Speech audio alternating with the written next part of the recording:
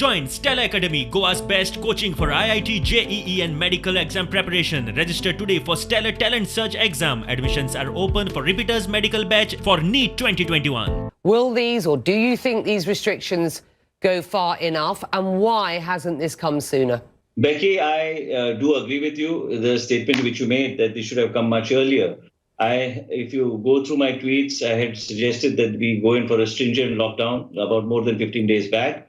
And anyway, 15 days back also was too late because we needed this lockdown for more than a month back. And sometimes administratively, economically, you need to take decisions which have a balance. And many times we, as administrators and as holding positions, sometimes makes some errors and in judgment. And I think this is one of those cases where we have made some error in judgment. And the cases have spread. And also the virus, Becky, that we find here in Goa today compared to the last time when we had the pandemic. Today we have got the double mutant, the Maharashtra double mutant.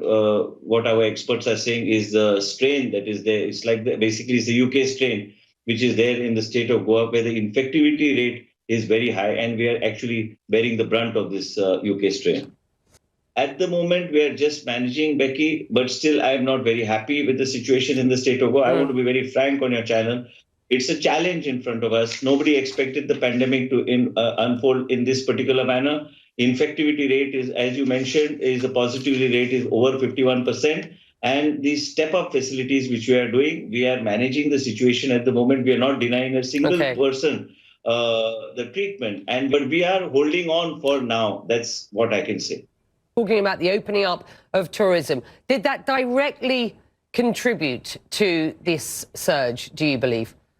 Absolutely, Becky. Opening up of tourism without any restrictions in December has led to the situation in the state of Goa. There is no question of shying away from accountability because the people hold you accountable. Being a democracy, if you do not, take care of the people and do not fight the pandemic in a very aggressive and very proper manner, the people are going to, there's no need for anybody else to hold us accountable. It's the public that is going to hold us accountable. The Prime Minister has never told any Chief Minister that you cannot do A or B. It's up to the leader of that particular state, person at the helm of affairs of that state, Becky, who can take whatever steps required.